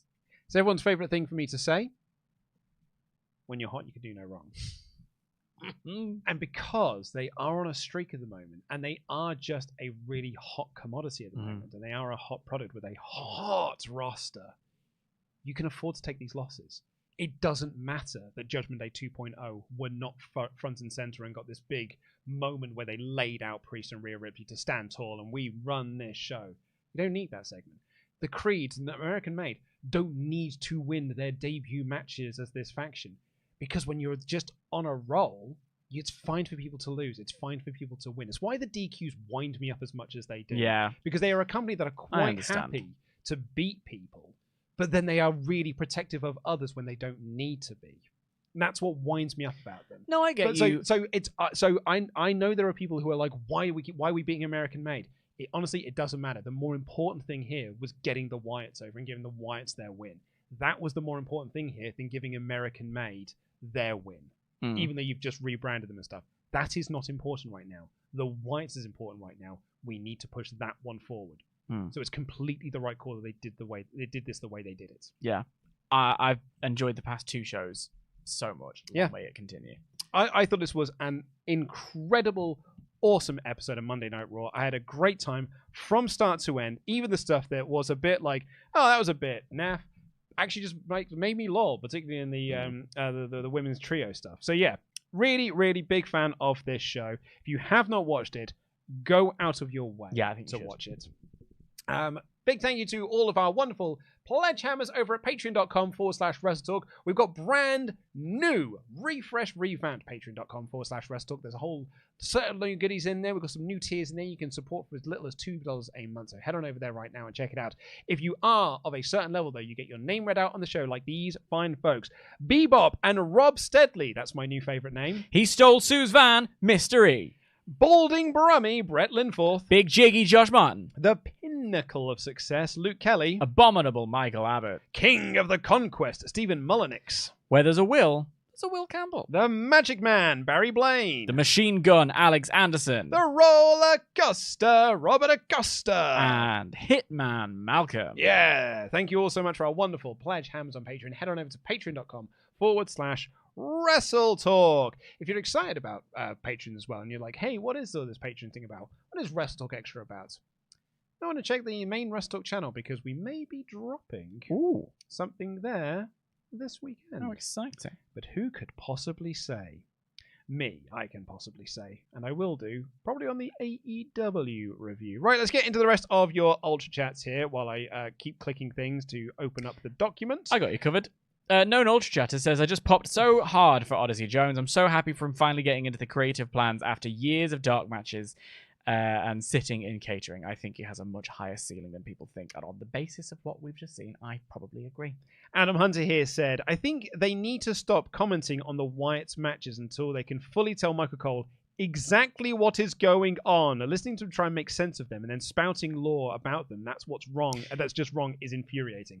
On that note, he did say that Nikki Cross was Abby the Witch, not Sister Abigail. Yeah. So that whole conversation we had last week was null and void. Michael Cole just made a mistake. She is Abby the Witch, who is different from Sister Abigail. Michael Cole, there was a really interesting article about him on The Ringer. I highly recommend you go and read it. He's been getting a lot of, he's just signed a new long-term deal, getting a lot of deserved praise, I would say.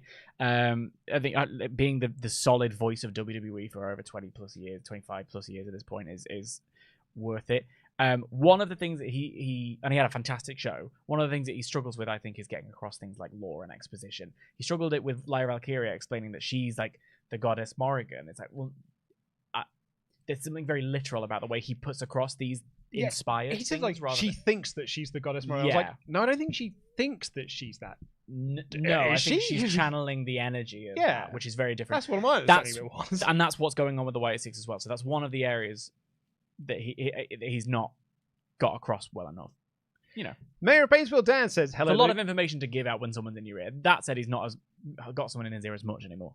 Hello Luke, hello other Dan, hope you're doing well. Orton versus Gunther sounds odd. I expected Gunther versus Ilya. Gunther, of course, is not German. He is Austrian, and Kaiser's father is also Kaiser's father is called Alex Dieter, not Alex Dieter. Axel Dieter, not Alex Dieter.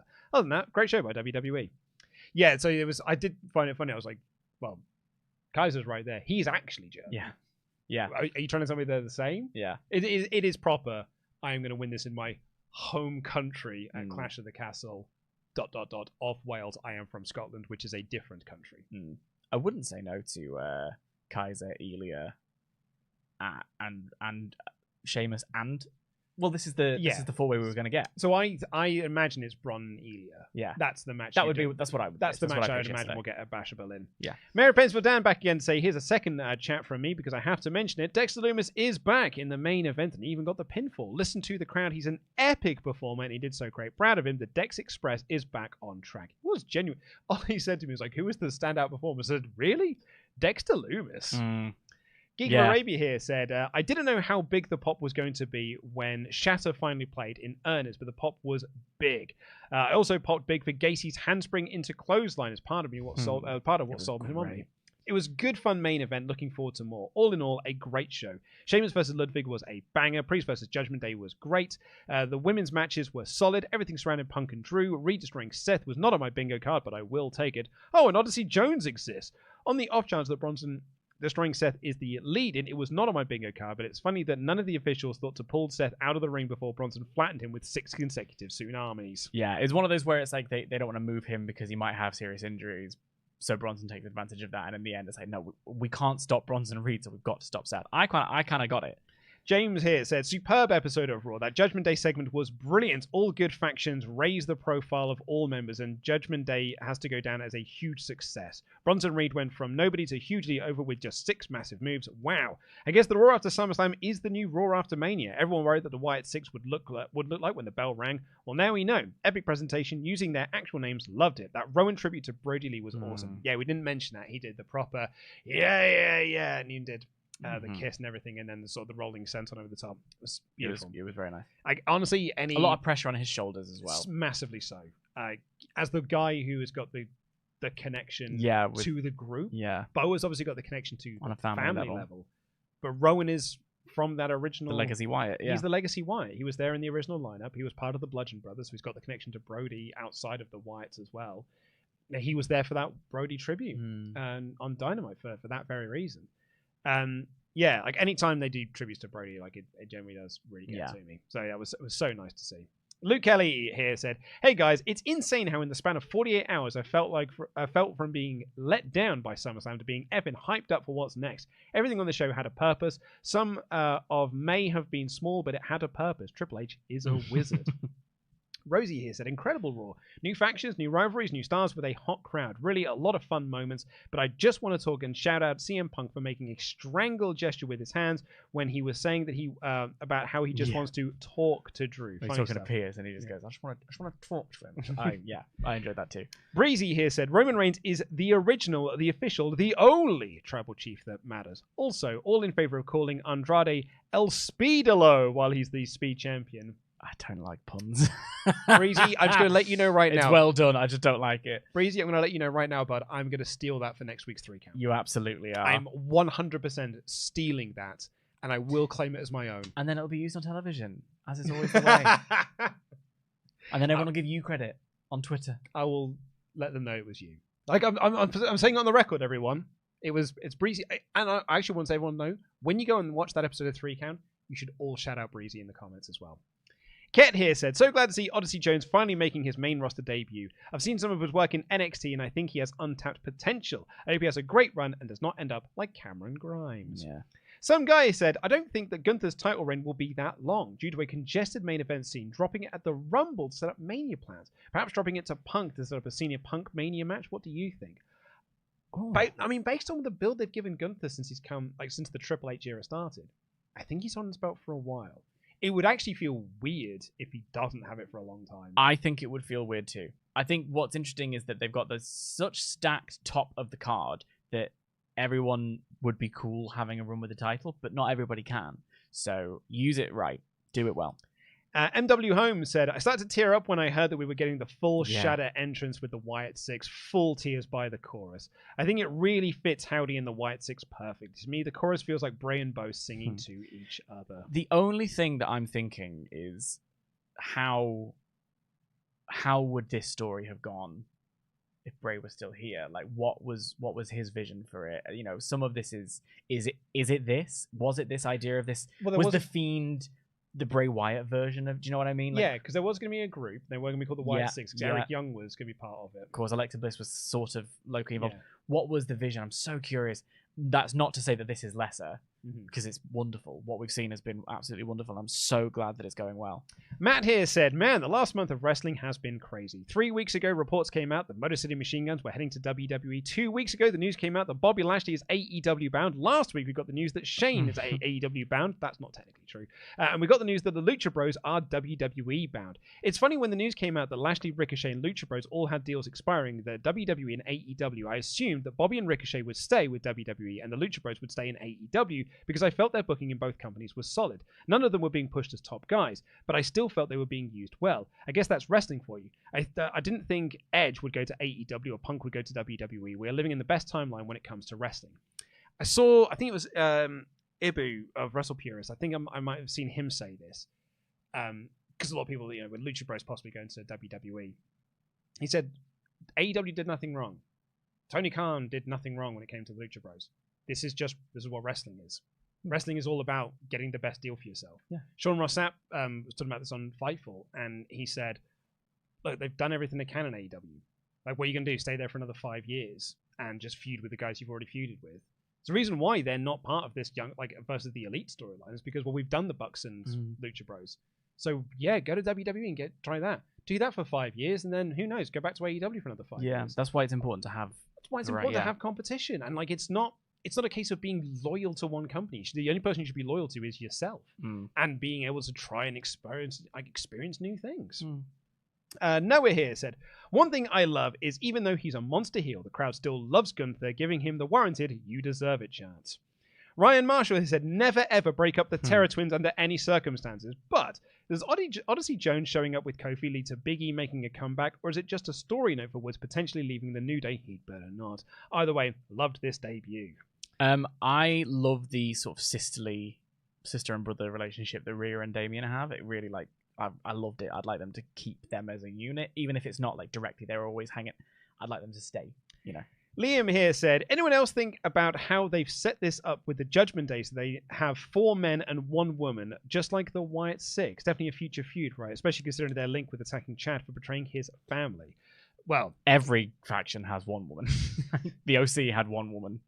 They love adding a woman. Well, she was there to be the Rhea solution. Yeah. So that was for their 1 woman. Yeah. Scarlet is the 1 woman in the Final Testament. Yeah. B-Fab was the final with the 1 woman in the Lashley Street Profit situation. Yeah. So spoilers for an upcoming WrestleTalk original where we're going to be predicting SummerSlam 2025 way too far in advance. I do tap into that Wyatt versus Judgment Day. And I was like, that for me is the natural next feud. Interesting. Anthony here said, I feel like Raquel Rodriguez coming back soon. She may join the latest iteration of the Judgment Day due to her previous connections with Liv Morgan. She could be a bodyguard. That would be a good use of Raquel as a bodyguard. KBD said, hey, you two, big fan. Keep up the good work. I know I'm in the minority on this, but I just want to say that Gunther is overrated. I know practically nobody agrees with me on this, but it's genuinely how I feel. The worst person in the world to say that to is Luke Owen. I mean, Kay, listen, I appreciate your support. And I mean this with all good heart, but get out. I'm kidding. Of course I'm kidding. So, we all have different opinions, and that's absolutely fine. I get that some people think that... I know you're not alone in this. I know there are some people who genuinely think that Gunther is overrated. You have the opinion that there are too many interferences and DQs on the show, and I have the opinion that you're wrong. When I actually was really advocating for Gunther to win Wrestler of the Year in 2018, people said I was insane. Because they were like, I do not get your hype over Walter. And I'm like, did you see the match he had with Will Ospreay in OTT? The man's incredible. Oh, you and Will Ospreay. Booking Like a Mark said, I love it just because you don't watch his matches. And then we made a t-shirt that said, won't Ospreay. Yes, you should. Oh, Dan, yes, you should. Booking Like a Mark said, I love that Triple H dusted off Jack Swagger's booking from the 2010 for Gunther. Have we? What did Jack Swagger do in 2010? Came out to the State of the Union. Oh, wait, here we go. He wins the World Heavyweight Championship defending against Randy Orton in his first PLE. Oh, okay. Because the former champion is feuding with his old tag team partner. Oh, well, there you go. There you go. I'm actually amazed that someone remembered what happened to Jack Swagger in 2010. Homestar here said, Gunther Orton will be a great match, and I love that they turned the botch into a positive. But Randy's a SmackDown guy, and he's going for a Raw title. What's the point of the brand split if a SmackDown guy can just go for the Raw title? Listen, I agree. I'm not getting into it. But when you're hot, you can do nothing wrong. Ket said, why did Randy wait until 3 months later to confront Gunther over this? Because now he's the world champion. If he did this earlier, he could have gotten a rematch and possibly beat Gunther, then giving Orton a title shot at SummerSlam. Pretty sloppy booking to me. I disagree on sloppy. I think do it's one of those things where it's like, look, he's won it, and he's gone to Triple H. He's gone, mate, and Triple H, even on the show, is like, we'll figure something out about that. My logic in there is either you go for Gunther after the King of the Ring, after the SummerSlam match, or if Priest retains, go after Priest. Because he wasn't going to beat me anyway. Yeah. CNA here said, how dare you, Luke? Of course Punk would be happy in Baltimore. Baltimore is the most magical place in the world. And Luke here said, the irony in Punk's promo is he once said to the people of Baltimore, you choose to live in Baltimore, Maryland, you know you can move. Didn't know Baltimore is so heavy in Punk lore. Apparently so, but listen, I don't care. I think it's the best place on earth. There you go. Because they had the best crowd I've seen all year. That's true. Some guy said, I wonder if they'll try and give Bronson the old 2000s Big Show role as a gatekeeper to the main event. The story of beat the monster to get over. Was that what we did in the 2000 with the Big Show? I remember him coming out dressed as Val Venus. Shonen the Barbarian. Shonen the Barbarian. I just want to be entertaining. That's what I remember the Big Show in 2000. Jesus Christ. Jackos here said, I don't know if you noticed, but there was actual "this is boring" chants during the IYO SKY match. This is proof that running the show and putting people on notice is not a story. Prepare yourselves for the most underwhelming women's war games ever. No, look, I mean, so here's the frustrating part about that is you are right. I heard those chants too. It is proof that running the show and putting people on notice is not a story. But when you say underwhelming women's war games, I honestly think they deliver. Shayna Baszler and IYO SKY are very good. Dakota Kai's got previous. The material, generally speaking, this wasn't a good night for some of them, but I feel like they can deliver. The pertinent point of what you're saying there is we run this division is just not enough. To potentially back up what Jackos is saying there, I cannot tell you what happened in last year's men's War Games match outside of what happened after the men's War Games match and the show went off the air. Because that was a match that was built around a bunch of lads beating up the Judgment Day. And I was just not into that story. So that for me is an incredibly underwhelming... the work in it is great. But I'm so underwhelmed by the match because I don't care. I think that's the point they're making here is they could go out there and have a 5-star match. If you don't care about that, then you're not going to get anything out of it, and that becomes underwhelming. Will here said, hey guys, few more things. Number one, Odyssey has a banger of a Boss Man Slam. Doesn't he just? You can tell how much I love a Boss Man Slam. I don't even call it Black Hole Slam. That Bronson Reed angle was awesome and showed the producers and refs are more useless than usual. And number three, I had the widest grin on my face when the Wyatt 6 finally came out to shatter. Yeah. Ralph here has been a member for 2 months in a row, said Woods did a promo saying he is not one person who can break up the New Day. With Jones coming in because of Kofi, what if it's not one person yet, but two? Interesting. Ash here said, acknowledge me, Swaff Nation. Love you all from behind the scenes of the mods, especially Sat E, El Fakador, Bronson, JD 3.0, Wyatt 6, yeah. Love from Malaysia, and when's the next Quizzlemania? We kind of dropped doing that. But anyway, thank you for being a member for 13 months in a row. And shout out to MD Games, I'm assuming that's Mega Drive Games, who's also become a member. Thank you all so much. And let's end this poll. 93% thumbs up, mid 4%. Honestly, I thought that thumbs up was going to be higher. Me too. I was waiting for a 99. I was ready for a 98% thumbs up there. So 93%, still very strong. What's wrong with you guys? Yeah. What do you want? Why don't you just enjoy wrestling? What do you actually want from this show? I'll tell you what you want from this show. These two handsome chaps. Thank you so much for watching this episode. Thank you so much for watching this show and this podcast. Please do press the subscribe button. Give us a little thumbs up. Leave a comment down below if you've made it this far and you haven't already. We love each and every one of you. We'll be back on Thursday with the AEW Dynamite review. Road to All In. Yeah, it's coming. Road to All In. Do you know what I was thinking about All In this morning? I haven't seen any posters for it yet. Oh, I've seen loads. Go to East London. Go to Shoreditch, baby. Yeah, there's loads on the buses. I haven't seen any at London Bridge. Yeah, and I suppose that's just where I'm always at. So you'll see them pick up, but there have been loads around East London. I just remember them being there much earlier than this. That's what I was like, man, they're not doing any promotion for this. There are fewer on the tube, but there are a lot more out about. Okay, good. I'm glad about that. But yeah, we'll be back for the AEW Dynamite review this coming Thursday. Until then, I've been Luke Owen, OTC, your original Trobal Chief. That's been Dan Layton. Jam that jam.